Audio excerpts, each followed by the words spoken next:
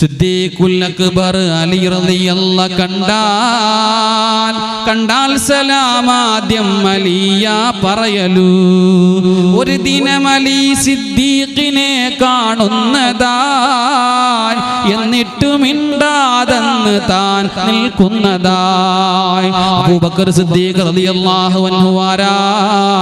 ഉമർ ഇബ്നുൽ Khattab ആരാ? അലി ഹൈദറുൽ ഖറാർ ആരാ? അന്തുമുൽ ജന്ന യാ സ്വഹാബ, നിങ്ങൾ സ്വർഗ്ഗത്താണെന്ന് അല്ലാഹു എണ്ണിക്കഴിഞ്ഞ സ്വഹാബാക്കളാണ്. അവർ മൂന്ന് പേരും കണ്ടാൽ ആദ്യമായിട്ട് സലാം പറയുന്നത് അലി റളിയല്ലാഹു അൻഹു ആണ്. ഒരു ദിവസം അലി റളിയല്ലാഹു അൻഹു സലാം പറയുന്നില്ല. അബൂബക്കർ സിദ്ദീഖ് റളിയല്ലാഹു അൻഹുവിനെ കണ്ടപ്പോ അലിയാര് തങ്ങൾ സലാം പറയുന്നില്ല.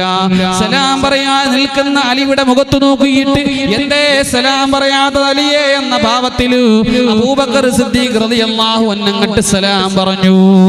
അല്ലാഹുവിന്റെ റസൂലിന്റെ ആരംഭ സ്വഹാബിയല്ലേ അബൂബക്കർ സിദ്ദീഖ്. എന്ത് വിഷമം വന്നാലും ഓടിച്ചെല്ലും അല്ലാഹുവിന്റെ ഹബീബിന്റെ അടുക്കലേക്ക്. ചെന്നിട്ട് പറഞ്ഞു, യാ റസൂലല്ലാഹ്, അലി എന്നോട് സലാം പറയുന്നില്ല റബ്ബേ, അലി എന്നോട് സലാം പറയുന്നില്ല നബിയേ. ഒന്ന് അലിയെ വിളിച്ച് ചോദിക്കണം യാ നബിയല്ലാഹ്. അലിയാര് തങ്ങളെ വിളിച്ചു, എന്തേ അലിയേ അബൂബക്കറിനോട് സലാം പറയാത്തത്?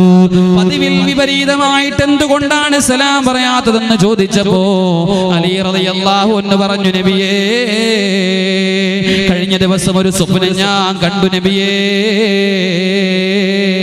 ആദ്യമായിട്ട് സലാം പറയുന്നവന് സ്വർഗത്തിലൊരു കൊട്ടാരമുണ്ടെന്ന് ഞാൻ സ്വപ്നം കണ്ടു നബിയേ. അതെനിക്ക് വേണ്ട, അതെന്റെ അബൂബക്കറിന് കിട്ടട്ടെ എന്ന് പറഞ്ഞുകൊണ്ട് ഞാൻ സലാം പറയാത്തതാണെന്ന് കരഞ്ഞുകൊണ്ട് അലിയാര് തങ്ങൾ പറഞ്ഞെങ്കിലും ആലോചിച്ചു നോക്കൂ, സ്വർഗത്തിന്റെ മഹോന്നതമായ സ്ഥാനം